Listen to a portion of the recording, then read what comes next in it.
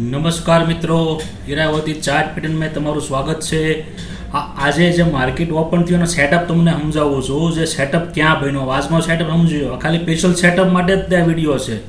અને કાલે જે સ્ટોક મેં કીધા હતા એ સ્ટોકના જે વિડીયો બનાવતી સ્ટોક જુઓ કે સેન્ટિમેન્ટ ઉપર કઈ રીતે હાલી ગયા અને સેન્ટિમેન્ટ ઉપર કઈ રીતે બાય સેલ થઈ ગયા, ટેકનિકલ ઉપર નથી હાલ્યા અને સેન્ટિમેન્ટ ઉપર હાલ્યા। ભલે આપણે કીધું એ રીતે પેટર્નને આપણી પેટર્ન પ્રમાણે જ હાલ્યા છે।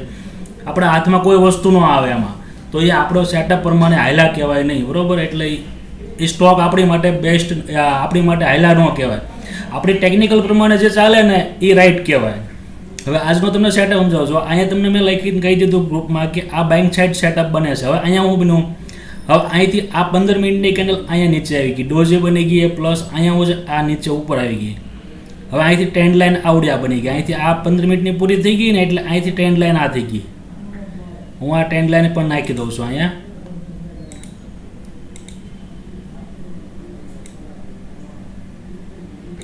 ને મેં વિડીયો બનાવ્યો છે નિફ્ટી બેંક નિફ્ટીની જોડી કઈ રીતે કામ કરે ને આપણે સેટઅપ કઈ રીતે પકડવો, નિફ્ટીમાં કઈ રીતે સેટઅપ પકડવો અને બેંક નિફ્ટીમાં કઈ રીતે પકડવો, બેની જોડી એક સાથે સેટઅપ બને એટલે તમારે 100% મોમેન્ટમ આવે એમાં। એ જોડીને સમજવાની છે। અને આ ઇન્ડેક્સમાં કામ કરું તો આ બે જોડી પરફેક્ટ છે। આ જોડી ઓલી મુવમેન્ટ કરે કે ન કરે, ઓપ્શન મુવમેન્ટ કરે કે ન કરે, પણ સેટઅપ બને એટલે એકમાં મુવમેન્ટ આવે ફાસ્ટ। હવે આ 15 મિનિટની અહીંયા પૂરી થઈ ગઈ। હવે વિચાર કરો, આ 15 મિનિટની અહીંયા શરૂ થઈ ગઈ, આવડી અહીંયા પૂરી થઈ ગઈ। આ 3 કેન્ડલ હશે મારા ખ્યાલથી, 1 2 આ 3, પછી આ 1 2 3 આ કેન્ડલ અહીંયા પૂરી થતી છે, બરાબર। ગણિત લેવી આપણે, 1 2 3 આ 15 આ 15 આ 15 આ 15 ને આ 15, ઓકે। આ 15 મિનિટની કેન્ડલ આવડી, આજે ડોઝી છે ને 1 2 3 આવડી, આ 3 રાઈટ છે, બરાબર। આ ડોઝી બને એ આવડી અહીંયા ક્લોઝ થઈ ગઈ, પછી પાછી 15 મિનિટની શરૂ થઈ, અહીંયા ક્લોઝ થઈ આવડ્યા। હવે સેટઅપ આપણો ક્યાં બન્યો? આની ઉપર। હવે આની ઉપર જે સેટઅપ બન્યો, હવે શું છે કે આપણે 5 મિનિટ હોલ્ડ કરવી પડે। હવે એને શું કર્યું, ઉપરથી પાછી નીચે આવી ગઈ, એટલે હવે આપણો સેટઅપ એક રીતનો સેટઅપ બને છે। પણ એ સેટઅપમાં કઈ રીતનું, આ સેટઅપ રિસ્કવાળો ખરો, પણ હવે કઈ રીતનો સેટઅપ એનો કહેવા ગણતરીમાં આવી જાય સેટઅપ કે જ્યાં સુધી આ સ્ટોપ લોસ થાય એનો, આની બોડી નો બ્રેક કરે ત્યાં સુધી એમાં મોમેન્ટમ રહે છે। પછી ઉપર ગઈ, પછી પાછી નીચે આવી અને આઈસ પાઇસ, બરાબર। આ ત્રીજી કેન્ડલ શરૂ થઈ ગયું હોય, આ 1 2 3 આવી પૂરી થઈ, પછી પાછી આ 2 કેન્ડલ હોલ્ડ કરી ગઈ અને પછી પાછી મુવમેન્ટ કરી આવડ્યા। જો આ એ જ રીતનો સેટઅપ છે। બોડી જે બને, બોડીની ઓપનિંગ, બાઇંગ સાઈડમાં બોડીની ઓપનિંગ ખાસ નજરમાં રાખવાની। 15 મિનિટની બોડીને બ્રેક ન કરવો પડે, આગલી વીક પણ હોય એ, એટલે એક ધીમે ધીમે કરતો ઉપર વયો ગયો, બરાબર।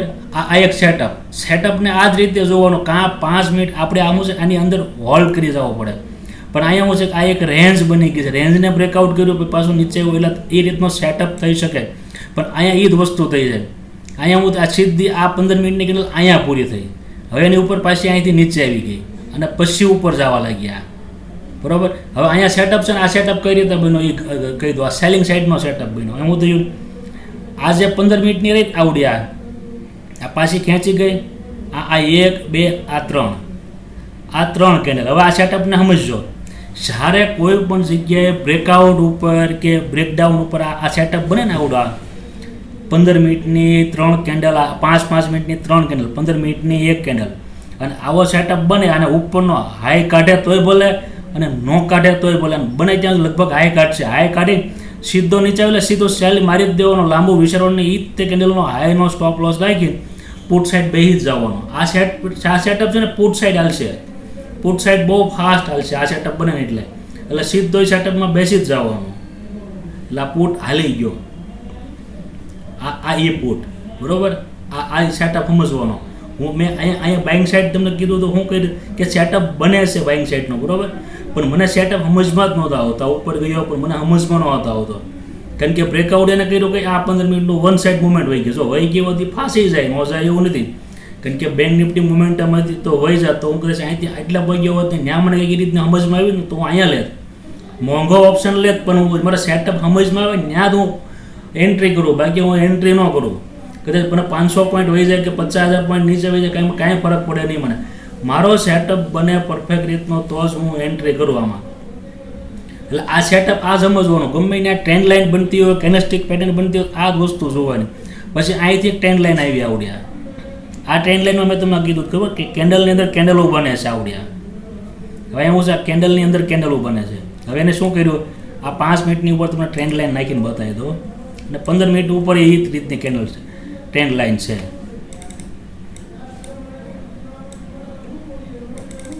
હવે અહીંયા શું કર્યું એને, આ 1, આ 2, આ 3, આ જે કેન્ડલ રહી ને આવડી આ ડોઝ પછીની આવડી આ કેન્ડલ, એ કેન્ડલ આવડ્યા હશે,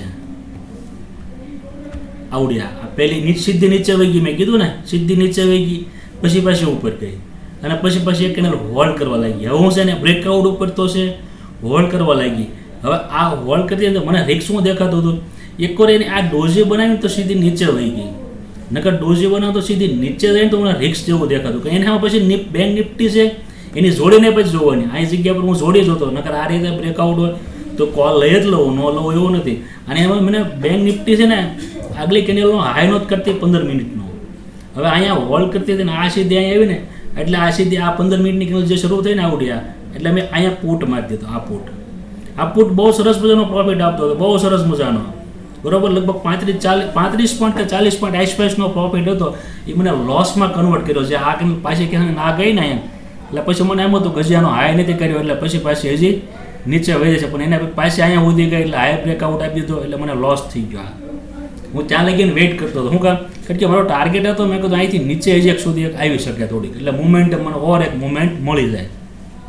એટલે મેં કીધું મને 50-60 પોઈન્ટ મળી જાય, કારણ કે ઇન્ડિયા વિક્સ 20 આજુબાજુ છે ને, એના હિસાબે આપણો ટાર્ગેટ એવડો છે ને સ્ટોપ લોસ એમાં એવડો જ થાય છે, કારણ કે 15-17 પોઈન્ટ આમાં નિફ્ટીમાં લઈ જાય છે ઓપ્શન સ્ટોપ લોસમાં. 15 પોઈન્ટ તો ફિક્સ રહેશે અત્યારે, એના 15 પોઈન્ટ ઉપર નહીં જવા દેવાના બને ત્યાં સુધી, 15 પોઈન્ટથી અંદર એ રીતનો સ્ટોપ લોસ આપવાનો.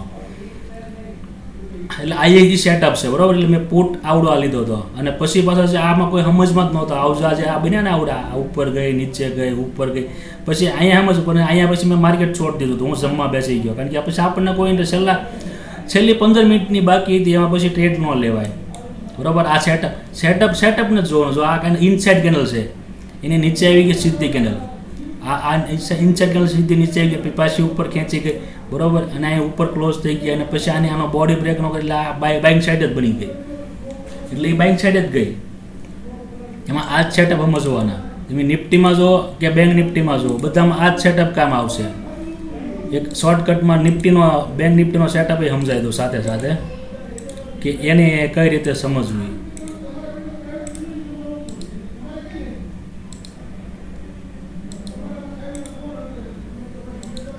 આ મૂવિંગ એવરેજ છે 14ની અને 44ની, 44 અને 14, 14. હવે આ 15 મિનિટનો બેંક નિફ્ટી જો આખી કવર કરી ગઈ કેન્ડલને, રેડી. હવે એને બ્રેકઆઉટ આપી દીધો, પણ અહીંયા બોડીને બ્રેક કરી ગઈ, પછી અહીંયા ટ્રેન્ડ લાઇન બનતી હતી. તમે 5 મિનિટની કેન્ડલ ઉપર જોવો ને, એટલે તમને આ ક્લિયર કટ સમજમાં આવે ને. એમ આના છે ને એક ખાસ જોવાનું, ફ્યુચર ક્યાં હાલે છે આનું.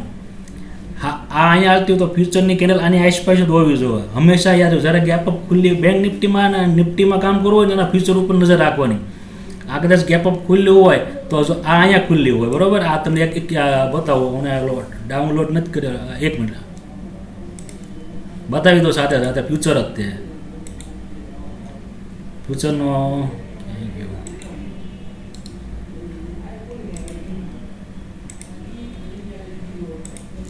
હું જે મોર્નિંગ મને ડિસિઝન આવી જાય ને, મને ડિસિઝન આ રીતે આવી જાય કે માર્કેટ કઈ રીતે મુવમેન્ટ કરશે. જો આ ફ્યુચર હાલે છે, જો ફ્યુચર કેટલું હોઈ ગયું, બસ આની ઉપર જ તે સમજવાનું આ ફ્યુચર. હવે અહીં આ જગ્યા ઉપર આ જોયો આપણે કાલનો સેટઅપ જ જોયું, કાલનો શુક્રવારનો. હવે આ ક્યાં ખુલ્લી છે, ફ્યુચર અહીંયા ખુલ્લું, એનો હાઈ ક્યાં છે, અહીંયા. કેશનો ચાર્ટ ક્યાં છે, કેશનો હાઈ ક્યાં છે, અહીંયા. આગલા દિવસનો આ ગુરુવારનો હાઈ અહીંયા છે, એની ઉપર આ ગઈ છે, અને આ ગુરુવારના હાઈથી ઉપરની નીચે છે નીચે. આ એના ગુરુવારના હાઈની ઉપર શુક્રવારનો હાઈ એને મોર્નિંગમાં કાઢ્યો છે, અને આ ક્યાં છે, એની 50% નીચે, બરાબર. હવે અહીંયા સમજવાનું, આ સેટઅપ સમજાવું છું, આ પરફેક્ટ સેટઅપ છે, સમજજો. જો આગલા વિડીયો પૂરેપૂરો જોઈજો તો સમજમાં આવશે. આ જે સેટઅપ છે ને, આ સેટઅપ હવે એને શું કર્યું, અહીંયા હોલ્ડ કરતી હતી, આનો હાઈ કાઢી નાખ્યો હતો પ્લસ PSY આવતો હતો,